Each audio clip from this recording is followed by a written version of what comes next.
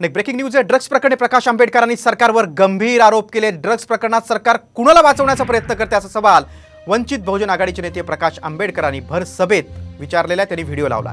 अदानी पोर्टवर कोट्यावधींचे ड्रग्स सापडून देखील कुणालाही अटक का झाली नाही असा सवाल देखील प्रकाश आंबेडकरांनी विचारला। मी केतन तेरोडकर इंडो चायना बॉर्डरवरून बोलत आहे।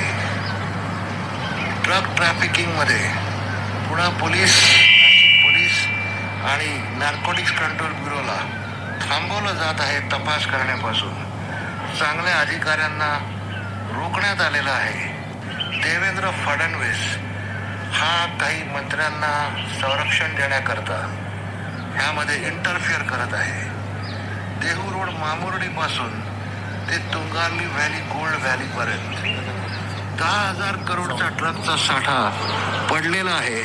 मी स्वतः देऊन तुम्हाला द्यायला तयार आहे। देवेंद्र फडणवीस तुमच्यामध्ये जर दम असेल तर मला तुम्ही सपोर्ट करा, नाही तर अटक करा। तुमच्या 4 जूनच्या काउंटिंगच्या आधी जर मी सांगितलेल्या लोकेशन्सवर तुम्ही रेड मारली नाहीत तर तुमच्या बंगल्यासमोर येऊन मी आत्महत्या करीन, हे तुम्हाला मी जनतेच्या भल्याकरता सांगत आहे। ड्रग्सचं फार मोठं रॅकेट ह्या देशामध्ये वाढलेलं आहे, याची आपल्याला जाणीव आहे।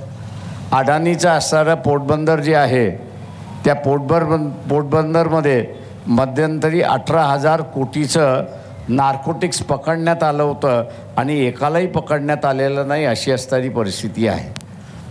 तेव्हा हे सरकार नव्या पिढीला नशेकडे घेऊन चालले अशी असणारी परिस्थिती आहे। त्यांना नोकऱ्या देण्याच्या ऐवजी, त्यांच्या हाताला काम देण्याच्या ऐवजी त्यांच्या हातामध्ये ड्रग्स वाटपण्याचं काम चाललेलं आहे।